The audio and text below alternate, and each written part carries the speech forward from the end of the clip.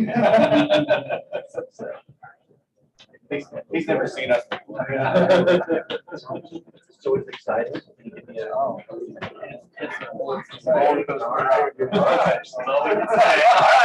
Keep your hands on the side of the chair. All right. Yeah, I know, right?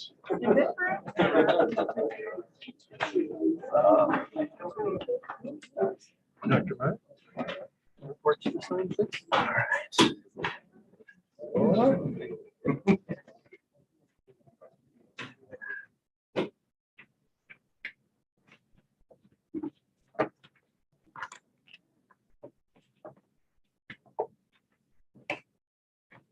Good afternoon and welcome to the September Crop Production and WASDE briefings. My name is Joe Parsons. I serve as chair of the Agricultural Statistics Board here at NASS. This briefing is for the Secretary of Agriculture and other policymakers at USDA to better understand the content and context of today's reports. We're pleased to have Dr. Seth Meyer, USDA's Chief Economist, as our Secretary Designate with us today. Welcome, Seth. Dr. Meyer, I'd like to share with you that we have representatives from the Iowa and Indiana Farm Bureau, a team from Syngenta, the Cochrane Fellows from Brazil, and the Foreign Agricultural Service employees from embassies around the world. We're glad to have all of you with us today. I also want to express our appreciation to Arthur Chapman of our Austin, Texas office, Steve Malashevsky of our Des Moines office, and Nathaniel Warinsky of our Indiana State Statistician. Thanks to each of them for their valuable assistance. I have a few notes for our live streaming audience. The crop production and WASDE reports are considered principal federal economic indicator reports. The Office of Management Budget provides for specific guidance on how these important reports are to be released. OMB policy instructs policymaking officials to refrain from making public comment regarding the content of the reports within 1 hour of the release of their release. We will not be taking questions during this briefing from the public. However, NASS and World Board staff are available for email and phone questions, and NASS will host a social media event 1 hour after the release of these data. We strive to have everything at this briefing match the official record. However, should there be any discrepancy between what is presented at this briefing and the published estimates, always refer to the official published estimates. With that, I'm going to turn it over to Mr. Lance Honig, Chief of the NASS Crops Branch. Lance will be immediately followed by Dr. Mark Jakunaski, Chair of the World Ag Outlook Board. Lance? All right, thank you, Joe. Good afternoon. Welcome. I'm not looking ahead. I'm going to let it just come at me. You don't want me to be spoiled? No. All right. We'll take it one slide at a time. Then I got a lot of information for you, though. So if you need to stop me along the way for questions, we can do that. Or we'll pick them up at the end like we usually do. So as I usually do, I'll wait for the slide to advance. There we go. As I usually do, I will start things off by giving you a little bit of background information relative to the data that went into the numbers in the report today. A couple of survey efforts I'll talk about first. Number one, our ag yield or farmer reported survey. You can see our sample size this month, just over 7,400. We reached out to farmers between August 30th and September 7th, and as usual, asking them to report their expectations of yield for the various crops based on conditions as of the first of the month. In addition to that, we also have our objective yield survey. Of course, this month that would represent corn, cotton, and soybeans. You can see between those three crops, nearly 4,000 samples for that survey. The field work was conducted August 25th through September 1st. And of course, as a reminder, this is the survey where we send the trained enumerators into the fields, take counts and measurements, and as the crop matures, we'll actually harvest portions of those plots to send off to our lab in St. Louis. In addition to the survey data, we also utilize some remotely sensed or satellite information as well. You can see we primarily focused that effort on the Corn Belt. We utilized imagery through August 29th for the report today. And then last but not least, we do have some acreage updates included in the report today.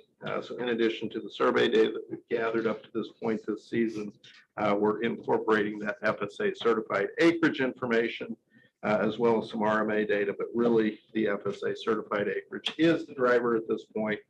And so we'll talk about that in more detail as we move through. Well, just to give you a quick look at what the survey sample sizes look by state, this is that ag yield survey, and you can see each of those sample sizes across the map here. And of course, the darker the color, the larger the sample.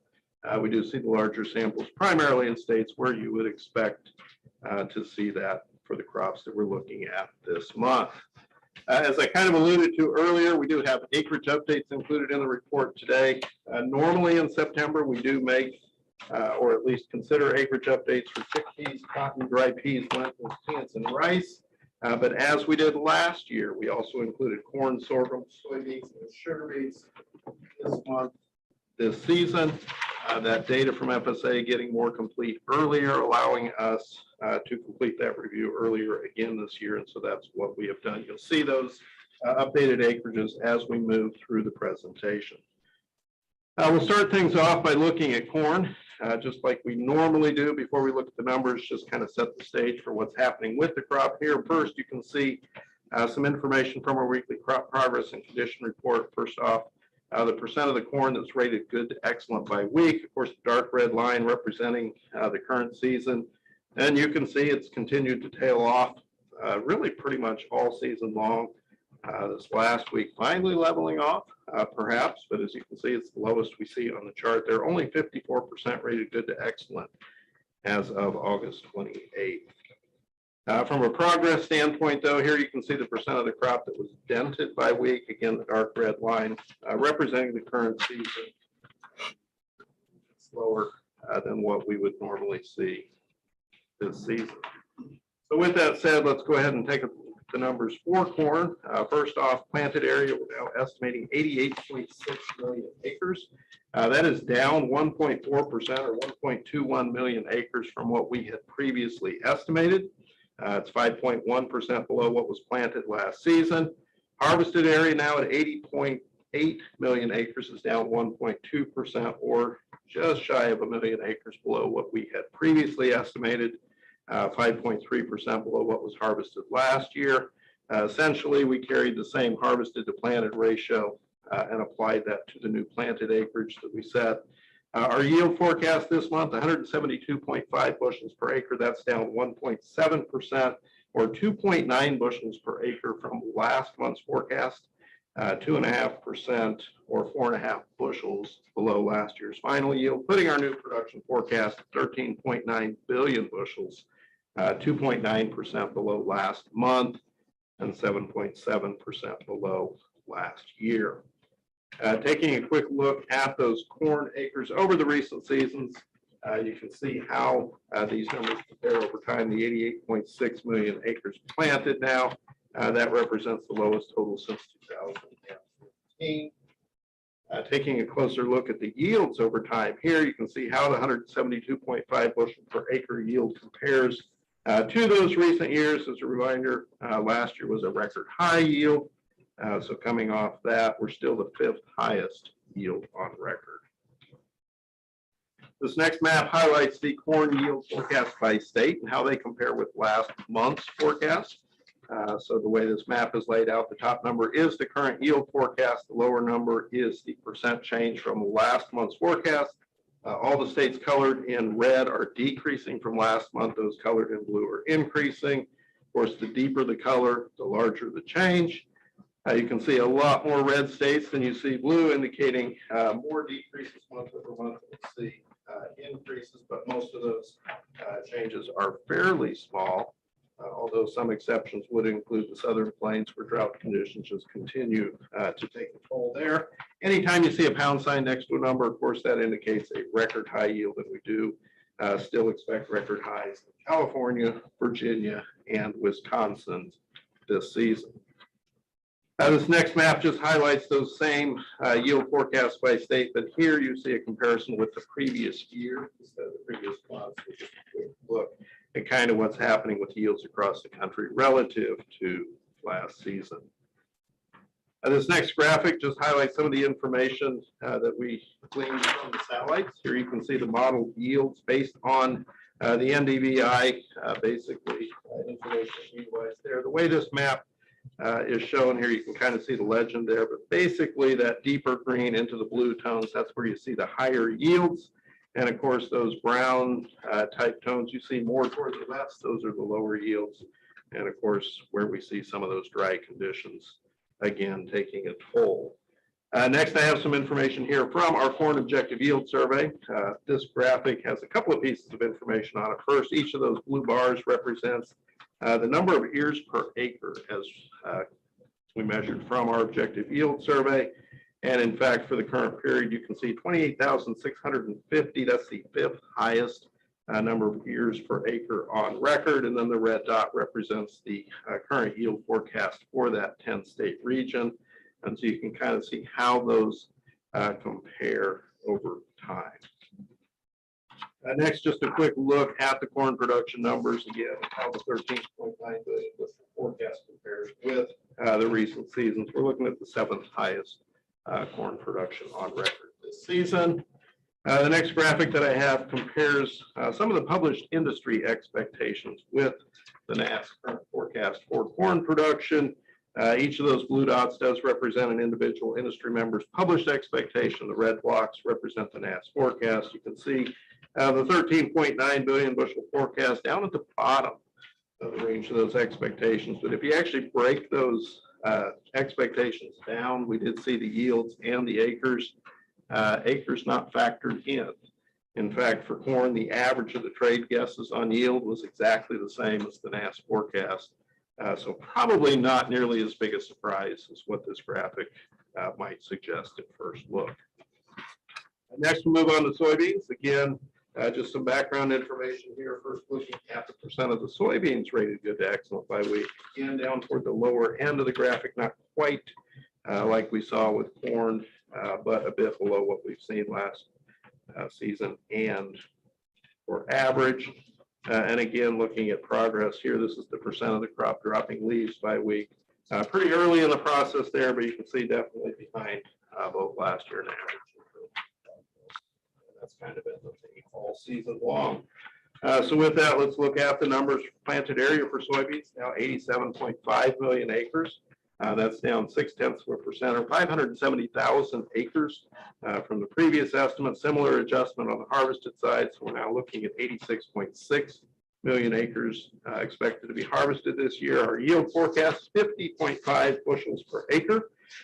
That's down 2.7% or 1.4 bushels per acre last month, putting our production forecast 4.38 billion bushels.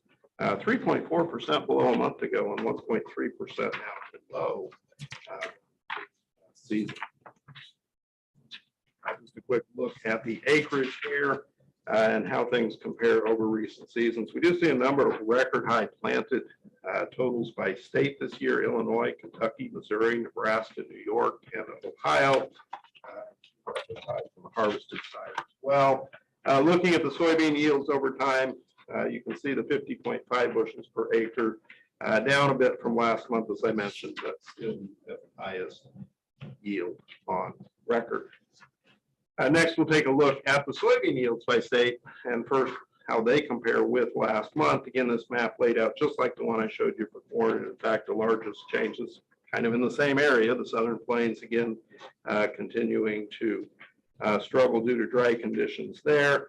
We do see a number of pound signs on the map here as well, indicating record high yields. You'll see those in Arkansas, Georgia, Illinois, Indiana, and Mississippi. This next map, again, just showing the change from the previous year instead of the previous month. And so you can kind of see how that compares across the country. Next, we'll take a look at a similar graphic that I showed you for corn. Here you can see the satellite-based yields that we have for the major soybean producing region. And again, same color pattern here. Look for the darker colors, the darker green and bluish tones, and you'll see where the higher yields are expected this season. Next, looking at some information from the soybean objective yield survey. Here, the blue bar representing the number of pods per square feet, per 18 square feet. 1,604 is the measure on that this year. Kind of interesting, though. You see the red dot quite a bit higher than the bar there, indicating that the expectation is for a bit higher pod weight than what we've seen in recent seasons relative to the pod count. Here you can see just a quick look at the soybean production in Illinois, Indiana, Mississippi, New York, and Ohio this season.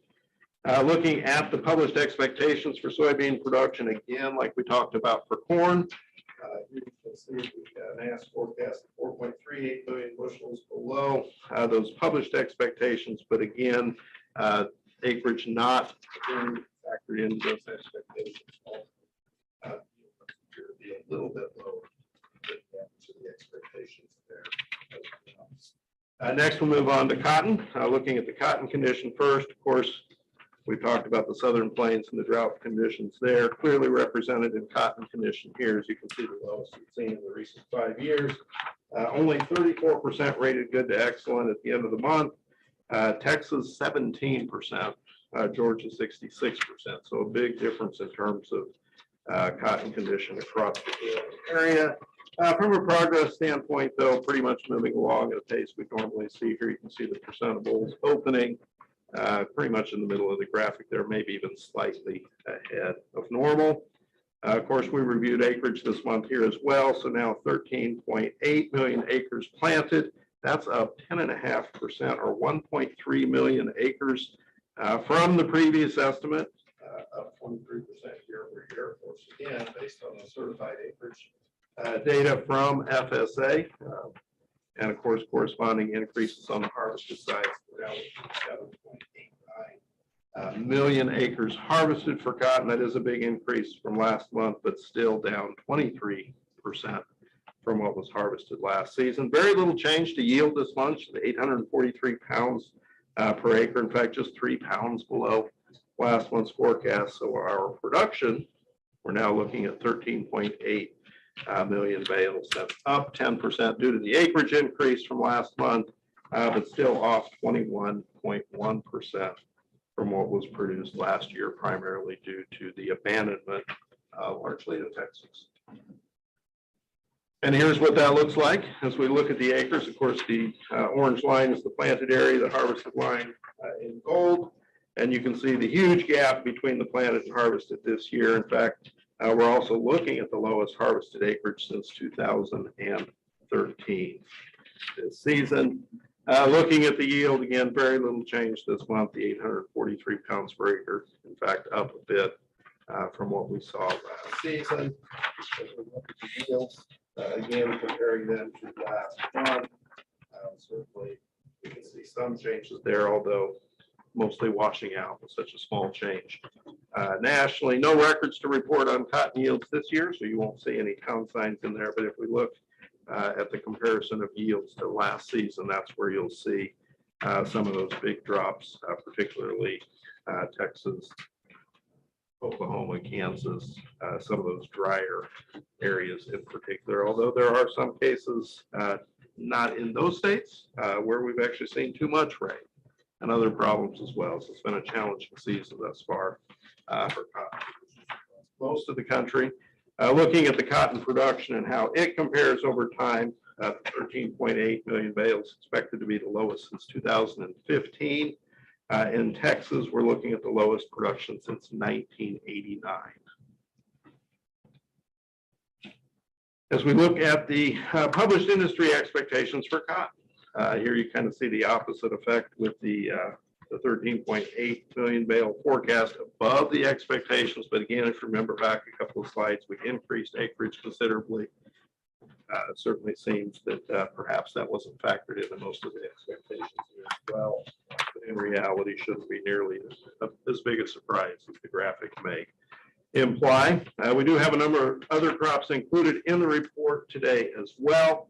Chickpeas, dry edible peas, and lentils. I'll kind of throw them in the same category because the real story there this season is the big increase in yield. That's really a rebound from the struggles last year, although you can see we did make some adjustments to acreage for these crops as well as we normally would in September. So overall, the chickpeas, you can see production up 37.5% year over year. The dry edible peas, 29.3% more production this year, and more than 45% increase in the lentils. Again, rebounding from the dry conditions up north last season. Peanuts, we made some adjustments to acreage there as well. You can see the 1.46 million acres planted is down 5.4% from what we had previously estimated. So now that total is 8% below last year's planted area. Similar adjustment on the harvested side. Our yield, we're now forecasting 4,145 pounds per acre. Minor change compared to last month and last season. So overall, our peanut production expected to be down 8.4% from what was produced last season. And of course, that's driven by the lower acreage this year. Looking at rice, again, acreage adjustments there as well, down just over 5% on the planted side. From what we had previously estimated, now 12.2% below what was planted last season.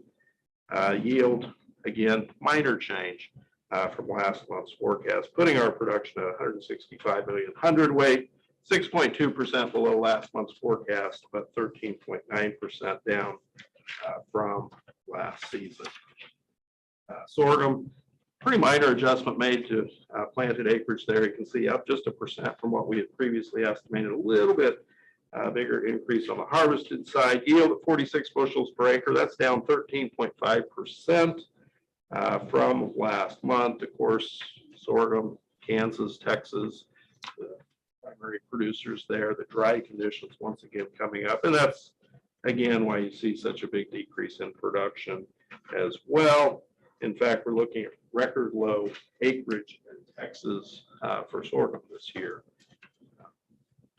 Moving on to the sugar crop, sugar beets, pretty minor adjustment to acreage there as well. You'll see a slight reduction on the planted, a little bit of an increase on the harvested side, but with the sugar beets, of course, we're being factored in and harvested. Slight adjustment downward on the yield to 29 tons per acre. So our production down 0.4% from last month and now 9.3% below what was produced last year. Sugar cane, just 0.2% down on the acres from what we had previously estimated. Slight adjustment up on the yield. So overall, compared to last month, just up over 0.5%, 3.1% more than was produced last year. Tobacco, again, a little bit of an adjustment to the acres. Yield, 2,100 pounds per acre, actually up 2% from what we were expecting last month. So overall, our production now expected to be down 7.4% from what we produced last season. We do have just a few other crops to cover as well. First, hazelnuts. Of course, that's just an Oregon crop there. You can see we're expecting 68,000 tons this year. That's down 12.3% from a year ago. Both the nut size and nut weight expected to be down. We actually have an objective measurement survey is what that forecast is based on. Also, navel oranges in California, again, only the navel portion of the crop.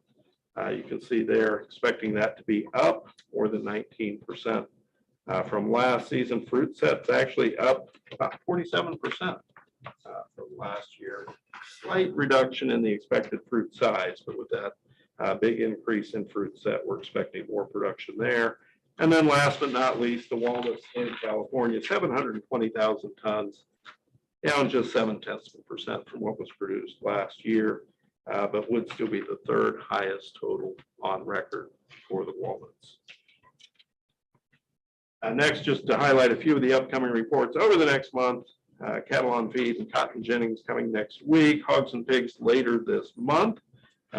Ag prices, grain stocks, and our final small grain numbers will come out on the 30th. Of course, our regularly monthly care reports coming out on October 3rd, and then October 12th, we'll be back here again for the next crop production report.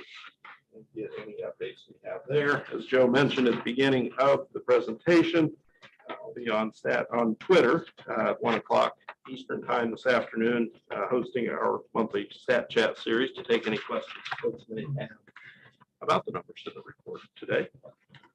And that's the last slide that I have for you. So if you want to hold your questions till later, then I will. I got some, but I'll hold until later.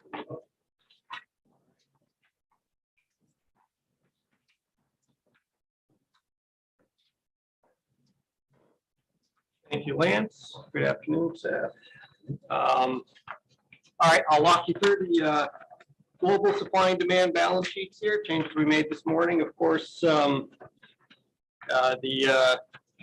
time of year, the big changes that are always updating the domestic balance sheets based on the new NASS data we get. So we'll talk a lot about that. And then a few other country changes worth noting too, where a little bit of a focus here on India and their rice production, Pakistan, cotton, and corn production in China. We'll cover each of those as the presentation proceeds. So let's start out with wheat global production. A couple things worth noting here. World wheat production up this month. That would be a new record, led primarily by the Black Sea. You'll see, and you're aware of this, you've been reading about it. Russia is looking like it's going to have a very good crop, very big crop, record production there in Russia. And Ukraine up this month as well, based on harvest results. So still down significantly year over year, but looking better than we had anticipated earlier. And then Northwest Africa, that's a change to Morocco right there. But of course, the Black Sea production really the focus of the changes to the global supply and demand balance sheets this month. So we talked about production up with higher production, feed use, feed and residual up as well. That's mostly also Russia and Ukraine. EU feed wheat up as well this month, reflecting tight corn supplies there. Trade up a bit. That is mainly increased exports out of Brazil, and higher ending stocks is that's primarily higher stocks in Russia. So higher production in Russia, but not significantly higher trade at this point. Let's move into the U.S. balance sheet. No changes this month. Just worth noting that, of course, as Lance noted, we'll get small grains summary report on September 30th. So we might see some changes to next month's domestic balance sheet based on the information that comes out of that. Did reduce the season average price forecast 25 cents a bushel. That's based on NASDAQ prices and relatively slow marketings at the earlier high prices. So again, that's potentially based on observed price trends. Let's move into rice.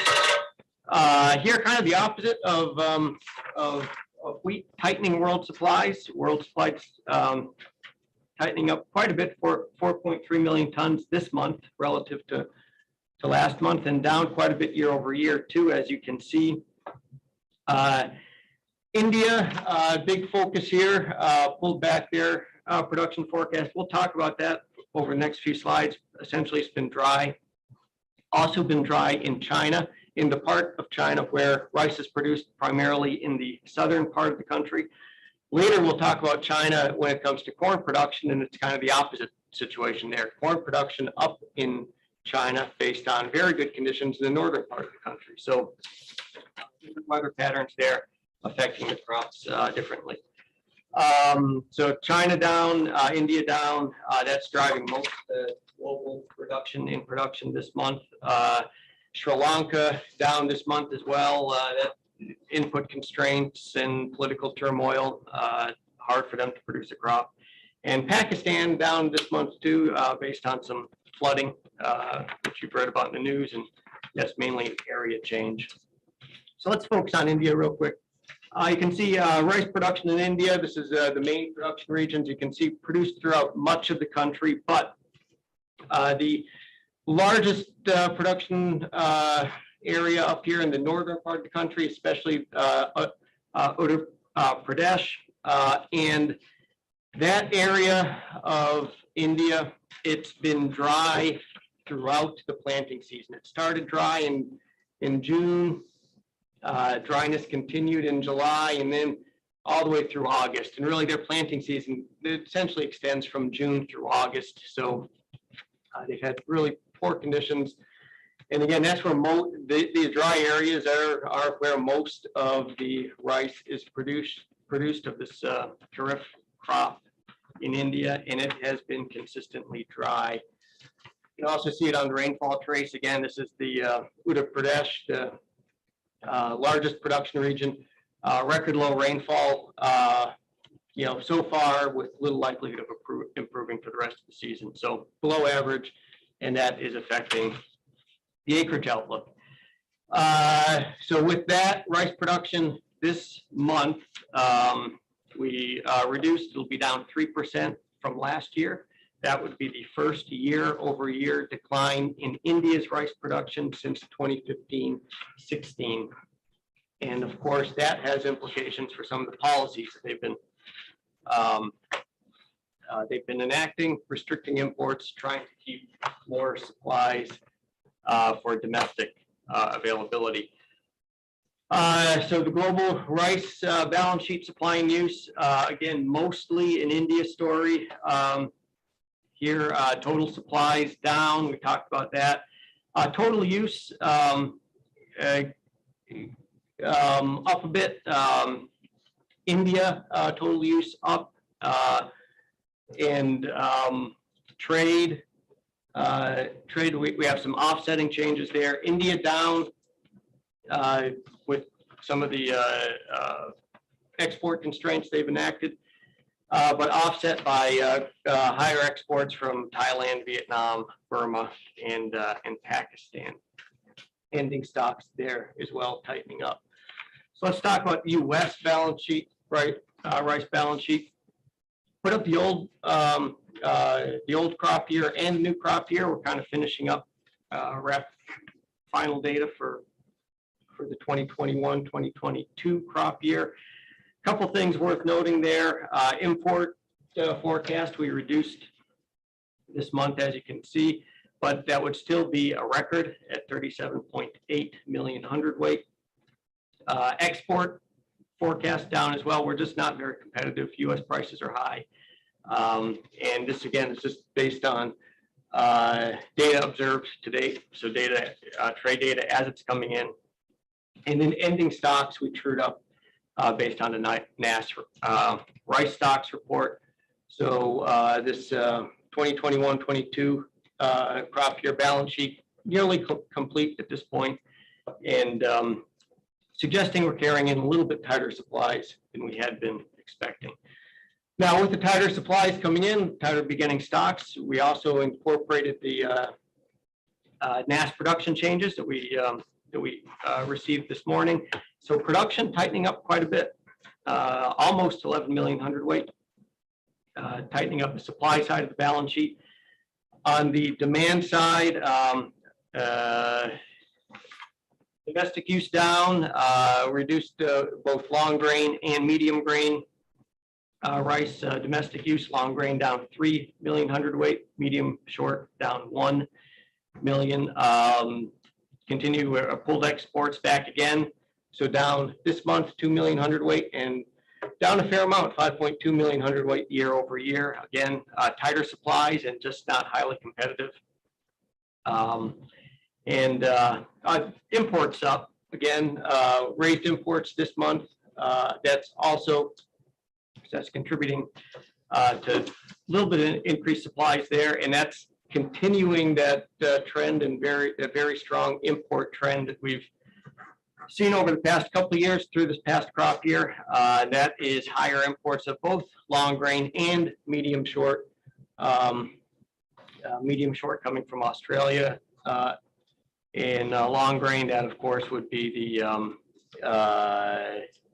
Asian aromatic rice there, and medium short imports driven in part by our small crop out of California. Average market price raised this month 60 cents per hundredweight, $19.40 per hundredweight. That would be a new record for the new crop year. All right, let's move into corn production. Again, corn production, this changes in the supplies, global supplies, driven by the U.S. change, which we'll talk a little bit more about in over the next few slides. Looking at the foreign production side, couple things worth noting here. Canada up 500,000 tons. That's an area change based on StatCan data. European Union and Serbia down. As you know, it's been dry there. So that drought concerns, weather driving that reduction. Ukraine, on the other hand, good weather, so increased their corn production estimate. And China also up pretty sharply this month, and we'll talk a little bit more about that. Sorry, extra slide there. Talk a little bit more about China. Here, just worth noting, again, a map of where within the country most of the corn is produced. Produced mostly in the northeastern part of the country. And in those regions, in most of the regions where corn is produced, where the majority of corn is produced, precipitation has been excellent in really nearly all of the major production regions, including North China Plain. So just like in the US, rain makes grain. So we're looking at potential for record high corn production in China, and it shows up as well in the very good vegetative health conditions based on the satellite imagery of the VHI. And as you know, purple, blue and greens are good, and we see lots of blue and greens overlaid where most of the corn in China is produced. The global balance sheet, we'll walk through that real quick. Again, production tightening up, that's mostly a US story. We'll talk about that in the next slide. Feed use down with tighter supplies. Again, that lower feed and residual globally, that is also mostly a US story. Trade down, again, driven primarily by the US. US down, although Ukraine exports up a bit, consistent with their higher production, as you saw a couple of slides ago. Ending stocks, China and India stocks up, US stocks down, so some offsets there. Let's talk real quick about the US balance sheet, US corn balance sheet. Again, the old crop year, 21-22, kind of wrapping that up based on finalized data as it comes in. And as you can see there, we pulled back our corn use for ethanol forecast, and that's based primarily on data from both the EIA and the NASA grain crushings report. And it's largely offset by higher exports. Again, export data as it comes in, trade data from the census, leaving us with a small change in ending stocks, just tightening up just slightly 5 million bushels. So slightly lower beginning stocks, but the big change on the supply side, of course, this month is from the area and yield change we got from NASS this morning, tightening up production by 415 million bushels. And with that, we allocated across the rest of the demand use categories so that the balance sheet balances. And we're expecting exports down about 100 million bushels based on those tighter supplies. Ethanol use, corn use for ethanol, you can see we pulled that back also, and that's also consistent with last year with the pattern we saw. You saw we pulled back the corn use for ethanol from the old crop year. We expect that to carry through into the new crop year as well. And feed use, feed and residual, also down 100 million bushels. Ending stocks tightening up, that would be so 1.2 billion bushel ending stocks. Last time it was that tight would have been the 2020-2021 crop year. Raised the seized average market price 10 cents per bushel. Moving to soybeans real quick. Here as well, globally, change in soybean production is mostly a US story. So we'll talk about that when we get to the US balance sheet. Other than that, on the foreign side, Canada up, that's a yield change, yield increase in Canada, very good weather, good growing conditions this year in Canada, big change from last year, as you know, regarding growing conditions. And also the other country that's not listed here, but it's also contributing to increased foreign supplies is Ukraine. So Ukraine soybean production adjusted higher this month. So the supply and use balance sheet, production we talked about, that's again mostly the US, tightening up global supplies. Crush down 700,000 tons. That is reductions in both the US and the EU. And worth noting that in the EU, they're crushing more rapeseed and sunflower seed and relatively less soybeans. Trade down 1.2. Yeah, 1.2 million tons. That's mostly, again, U.S. Argentina up a little bit, offsetting some of that. U.S. down, Argentina up. Also note that we reduced China imports by 1 million tons, and reflecting lower global supplies, driven, as noted, by the U.S., and also just weak crush in China to lower demand generally. So U.S. balance sheet, again, kind of wrapping up the 2021-2022 crop year, made some adjustments on the export side based on the latest trade data. It means ending stocks up 15 million bushels from the old crop, carrying in 15 million bushels into the new crop. But again, the big change on the production side coming from the lower harvested area and yield that we got from NASS this morning, tightening up supplies by 138 million bushels. And again, with those tighter supplies allocated across the different demand use categories, we reduced crush, exports down 70 million bushels, and ending stocks down as well. Season average price, we didn't change this month, but just worth noting that if supplies didn't come in as tight as they did this month, we probably would have reduced prices. So really, this is unchanged month over month, but yeah, prices, as you know, have been under some pressure, trending lower for the past several weeks. Soybean oil supply and demand, just a couple things worth noting here. We reduced again our soybean use for biofuel production forecast by 300 million pounds this month. You recall we also reduced it last month. Couple things driving this. Many of, same as last month, lagging biodiesel demand, and importantly for renewable diesel, a lot of substitute fats and oils, including imported fats and oils by way of Asia, and also corn oil competing against soybean oil for renewable fuel use. Also carried some of that reduction into 2022 based on tighter supplies, also some plant delays in getting some of the new plants up and running. So again, so lower next year and down this year as well based on observed data.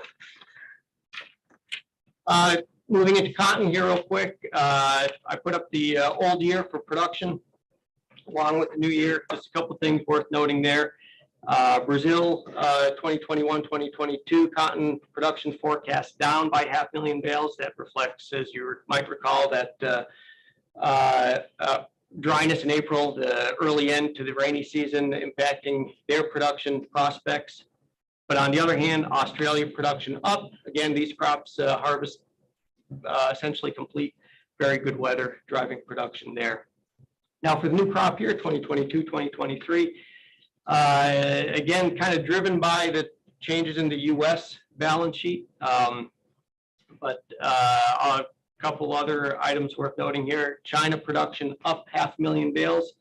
Crop looks good. It hasn't been too hot, so we raised that crop. Pakistan production down, and we will talk a little bit about that. That reflects the extreme weather, flooding conditions that they've had there over the past several weeks. Uzbekistan down a bit, that's based on post reporting. Turkey up a bit based on post reporting as well. And Australia up. Now that's a crop that hasn't yet been planted, southern hemisphere, but given the good rainy conditions, it bodes well for the dry land crop and good higher acreage for the dry land crop in Australia. So Pakistan real quick, just again, illustration of where in the country most of the cotton is produced. And it's been in the news, extreme flooding, but just worth noting, I mean, we still expect them to harvest a crop. Most of the worst flooding has not been in the areas where most of the cotton is produced.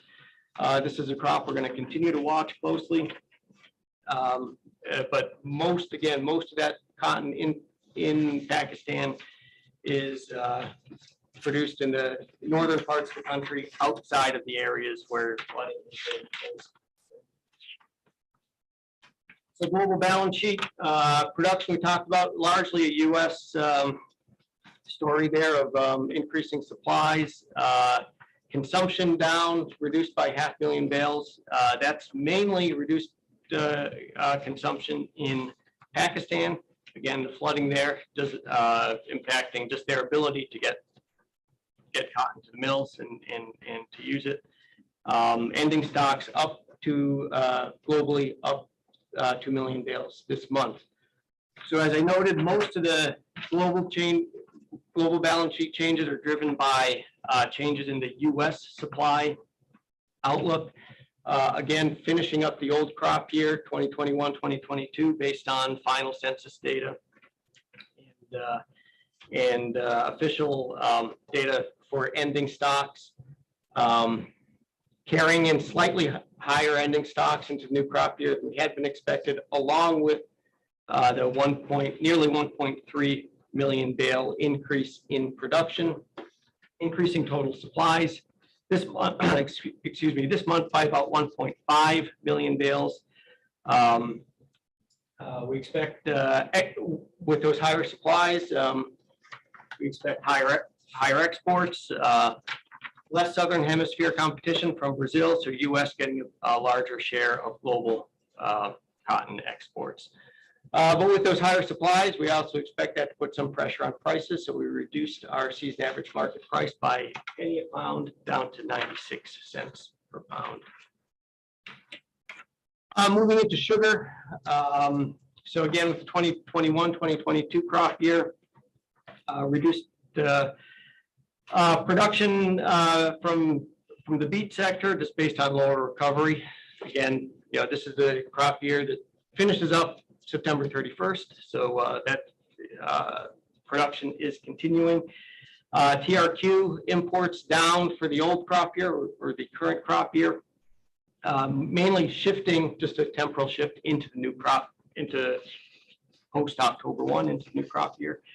It's worth noting that they did extend the quota TRQ till the end of December, but we didn't change the shortfall at all. So we don't expect that to really have an impact on the total volume of imports. High tier imports up this month as well. A lot of that is raw sugar, and that's again by observing the pace of the product coming in. Domestic deliveries down 50,000 tons, and that is based on lower direct consumption imports. So again, this is, directly data-driven changes to that old crop year. The new crop year, changes on the production side are just based on, made on the basis of NAS changes that we received this morning, both beets and cane. We talked about TRQ, increased, shifting some of those TRQ imports into the new crop year. And this says, this is a month where we balance the balance sheet based on a 13.5% stocks to use ratio to determine imports from Mexico. We reduced, and given that 13.5% stocks to use ratio, we reduced Mexican imports by 137,000 short tons raw value in order to balance at 13.5%. So it's a purely based on calculations, as you know. Mexico sugar supply and demand. Mexico's sugar supply and demand didn't make any changes this month.